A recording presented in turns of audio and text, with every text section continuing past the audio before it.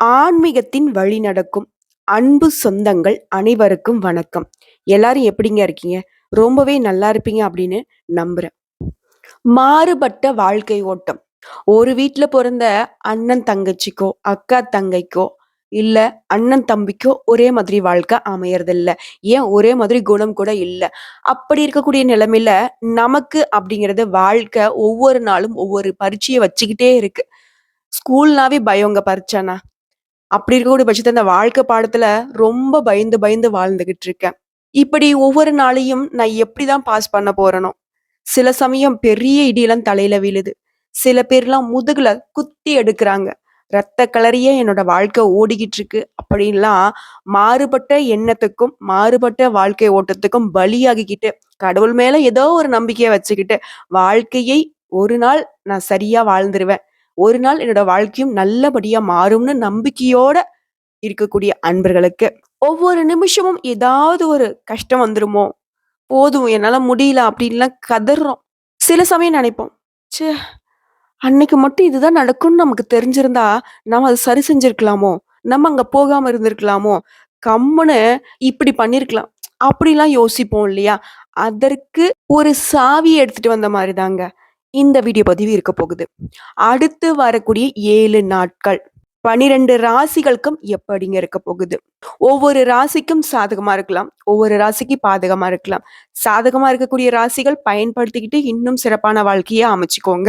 பாதகமா இருக்கக்கூடிய அன்பர்களா இருந்தீங்க அப்படின்னாக்கா, அதற்கான பரிகாரத்தையும் சொல்றேன். அதனால ஒரு சில விஷயங்கள்ல இருந்து உங்கள தற்காத்துக்க முடியுங்க. எல்லா வகைகளும் நமக்கு நல்லது தான் நடக்கணும்னு சொல்லிட்டு இந்த வீடியோ பதிவ தொடங்குறேங்க. 12 ராசி. காலபுருஷ தத்துவத்துல 12 ராசி அப்படியே வலம் வந்துகிட்டு இருக்கு. நம்ம ஒவ்வொருத்தருக்கும் ஒவ்வொரு ராசி. ஒவ்வொரு ராசிக்கு அதிபதி, அவங்களுடைய அமைப்பு, மற்ற கிரகங்களுடைய அமைப்பு, 9 நவகிரகங்களும் நமக்கு ஒவ்வொரு அமைப்புல உக்காந்துக்கிட்டு, ஓரளவுக்கு நல்லதும், முடிஞ்ச அளவுக்கு நம்மள வச்சும் செஞ்சுகிட்டு இருக்காங்க. ஸோ இதெல்லாம் தெரிஞ்சுக்கிட்டாவது, "எப்பா சாமிகளா, எப்ப என்ன பண்ண போறீங்க? கொஞ்சம் சொன்னீங்கன்னா, கொஞ்சம் தெம்பா இருந்துப்பேன்." அப்படின்லாம் நம்ம கேட்கக்கூடிய அளவுக்கு ஒவ்வொரு நாளும் நமக்கு அமைஞ்சுகிட்டு இருக்கு இல்லையா? அதுக்கு எல்லாத்துக்கும் ஒரு மாற்று மருந்தா இந்த வீடியோ பதிவு நிச்சயமா இருக்குங்க. கஷ்டம் வருதா, அந்த கஷ்டத்த தீர்க்கிறதுக்கான வழி தெரிஞ்சுட்டு கஷ்டத்த நம்ம பெருசா வந்துட்டு நினைக்கவே மாட்டோம். ஆனா, அந்த வலி அப்படிங்கிறத தான் நமக்கு காட்டுறதில்ல கடவுள். கஷ்டத்த மட்டும் குடுத்துட்டு வேடிக்கை பார்க்கிறது. எப்படின்னா, இந்த ஒரு படம் கூட வந்துச்சு பார்த்தீங்களா?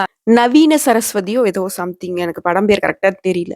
நம்ம எப்படி இப்போ வந்து ஒரு சிசிடிவி கேமரா போட்டு உட்காந்துட்டு பார்த்துட்டு இருக்கோமோ, அந்த மாதிரி தெய்வங்கள்லாம் வந்து பார்க்குற மாதிரி ஒரு பட அமைப்பு எடுத்திருப்பாங்க. ஒருவேளை நமக்கே அப்படிதான் தோணும். இந்த படம் பார்த்ததுக்கு அப்புறம், கடவுள் ஒருவேளை அப்படிதான் உட்காந்துட்டு பார்த்துட்டு இருப்பாரோ? சாமி கொஞ்சமாவது கருணை காட்டு. இன்னைக்கு ஒரு நாளைக்கு லீவ் விடு. அப்படிலாம் கூட நான் சில சமயம் கூட யோசிச்சிருக்கேன். அப்படிதான் ஒவ்வொருத்தருக்கும் இருக்கும் இல்லையா? எது எப்படியோங்க.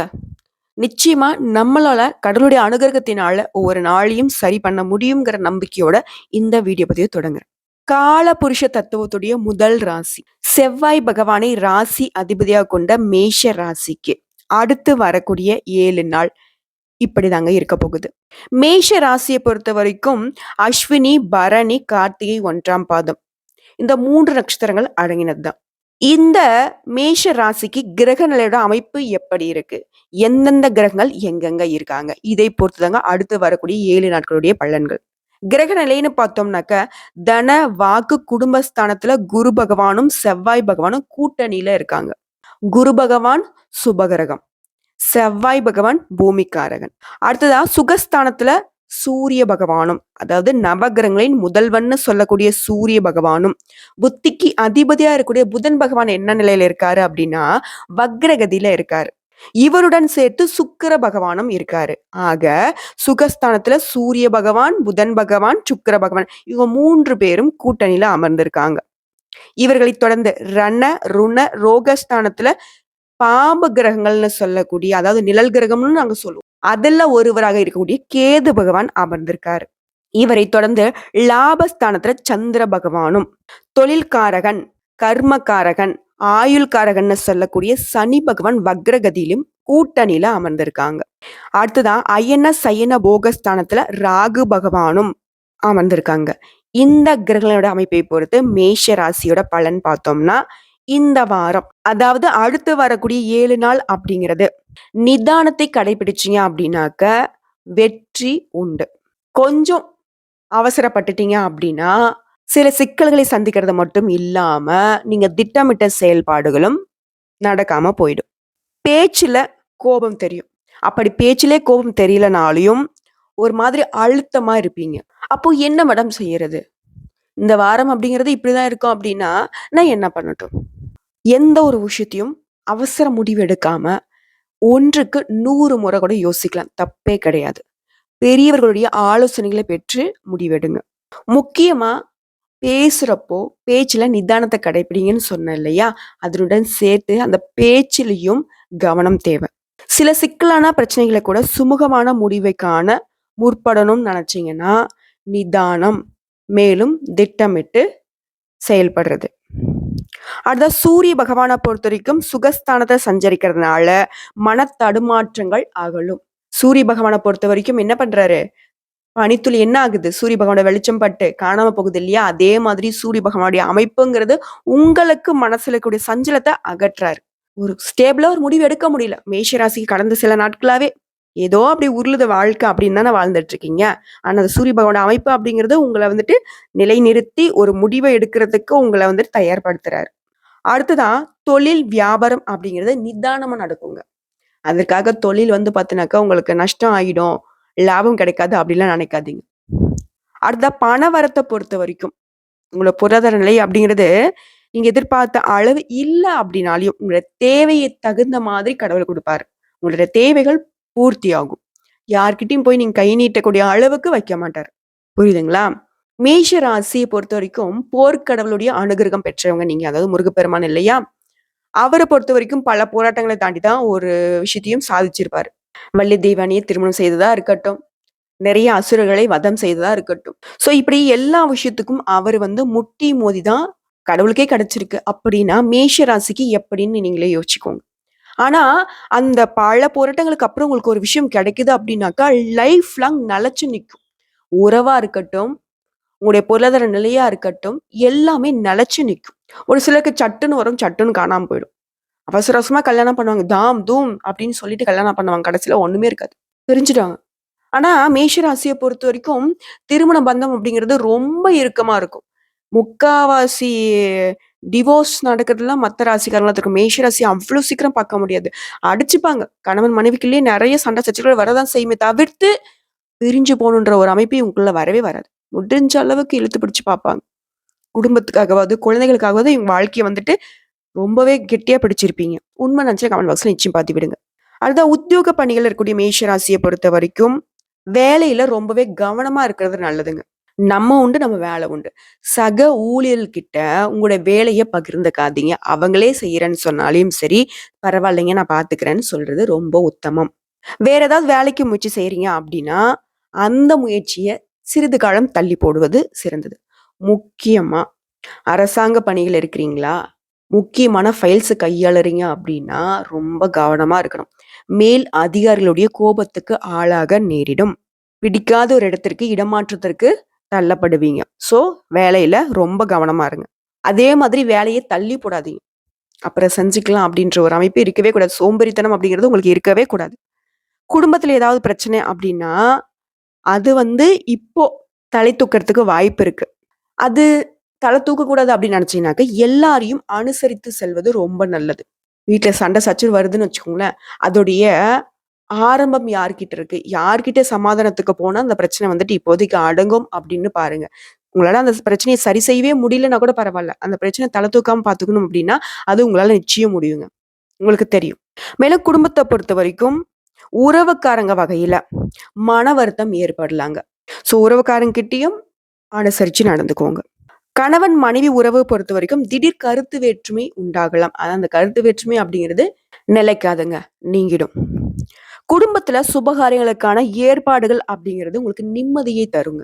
எல்லா இடத்துலயும் மேஷ ராசி அமைதியாவும், பொறுமையாவும், அனுசரிச்சும் நடந்துக்கிட்டீங்க அப்படின்னாக்கா, அடுத்து வரக்கூடிய 7 நாட்கள் நிம்மதியும், சந்தோஷத்தையும் கொடுக்குங்கிறதுல கொஞ்சம் கூட சந்தேகமே வேண்டாம். முக்கியமா பெண்களுக்கு இந்த காலகட்டம் மனத்தடுமாற்றம் இல்லாம நிதானமாக செயல்படுவது ரொம்ப நல்லது. ஒரு மாதிரி தடுமாற்றமா இருக்கு. என்ன யோசனையோ எனக்கு தெரியல. என்ன முடிவு எடுக்கிறதுன்னு எனக்கு தெரியல அப்படின்னா, அமைதியா அருகில் இருக்கக்கூடிய முருகப்பெருமானுடைய ஆலயத்துக்கு சென்று வழிபாடு செய். எவ்வளவு நேரம் உங்களால வந்துட்டு கடவுள்கிட்ட மனமுருகி வேண்ட முடியுமோ வேண்டுங்க. அதுக்கப்புறமா ஒரு தீர்க்கமான முடிவெடுங்க. அது சரியா வரும். அடுத்த கலைத்துறையில இருக்கக்கூடிய அன்பர்களை பொறுத்தவரைக்கும் நன்மைகள் நடக்கக்கூடிய வாரங்க. இவர்களை தொடர்ந்து அரசியல் துறையில இருக்கக்கூடியவங்களுக்கு எந்த ஒரு விஷயத்துல ஈடுபடுறதாலும் சரி, தீர ஆலோசித்து அப்புறம் தாங்க நீ ஈடுபடணும். இல்ல அப்படின்னாக்க மேலிடத்துடைய கோபத்திற்கு ஆளாக நேரிடும். பதவி பறி போகிறதுக்கும் வாய்ப்பு இருக்கு. மத்தவங்க கிட்ட வாக்கு கொடுக்கறது அப்படிங்கிறது அரசியல்வாதிகளுக்கு இந்த 7 நாட்கள் தவிர்ப்பது ரொம்ப சிறப்பு.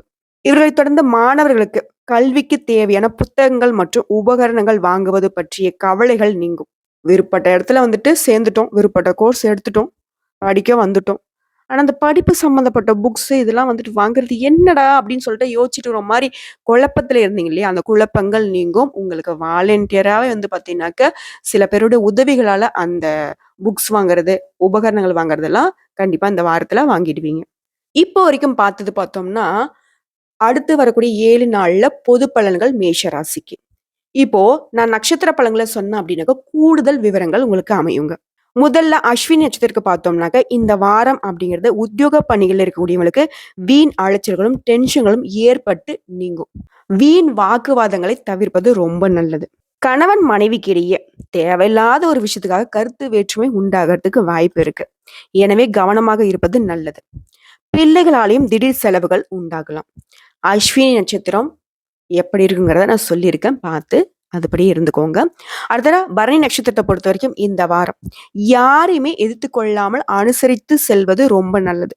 தூணோ துரும்போ, நல்லவனோ கெட்டவனோ யார்கிட்டயும் பக்கமே வேண்டாம். முடிஞ்ச அளவுக்கு சைலண்டா இருந்துக்கோங்க. அவனே தாட் பூட்னு எகிர்னா கூட சரி, எப்பா நீ பெரியவன்டா சாமின்னு ஒரு கும்பிட போட்டு வந்துருங்க. வீண் மனக்கவலை, காரிய தாமதம் உண்டாகலாம். கவனம் தேவைங்க. பணவரத்து அப்படிங்கிறது பரணி நட்சத்திரத்துக்கு அதிகரிக்குங்க. வாக்கு வன்மை ஏற்படும். கொடுத்த வாக்க கண்டிப்பா காப்பாத்திடுவீங்க. உங்களோட பேச்சுக்கு மத்தவங்க வந்து செவி சாய்ப்பாங்க. புதிய நண்பர்கள் கிடைப்பாங்க. தொலைதூரத்துல இருந்து நல்ல தகவல்கள் வந்து சேரும். ஸோ பரணி நட்சத்திரத்துக்கு ஒன்றும் இல்லை. அமைதியா இருந்தீங்கன்னா போதும். எல்லாமே சூப்பரா இருக்கும். அடுத்து வரக்கூடிய 7 நாட்கள் ஜமாச்சிடலாம். அடுத்த கார்த்திகை நட்சத்திரம் 1ஆம் பாதம். இந்த வாரம் தொழில் வியாபாரத்துல முன்னேற்றம் காணப்படும். லாபம் கூடும். பழைய பாக்கிகள் வசூலாகும். வியாபாரம் தொழில் தொடர்பான கடித போக்கு இருக்கு இல்லைங்களா, அதுக்கு வந்து சாதகமான பலனை கொடுக்கும். புதிய ஆர்டர்கள் கிடைக்க பெறுவீங்க. உங்ககிட்ட வேலை செய்யக்கூடிய பணியாட்களால உங்களுக்கு நன்மைகள் உண்டாகும். அடுத்த உத்தியோக பணிகள் இருக்கக்கூடியவங்களுக்கு திறமையாக எந்த ஒரு விஷயத்தையும் செய்து முடித்து பாராட்டுகளை பெறுவீங்க. கௌரவம் கூடுங்க. நிலுவையில இருந்து வந்த தொகை அப்படிங்கிறது வந்து சேரும். பதவி உயர்வு கிடைக்கலாம்.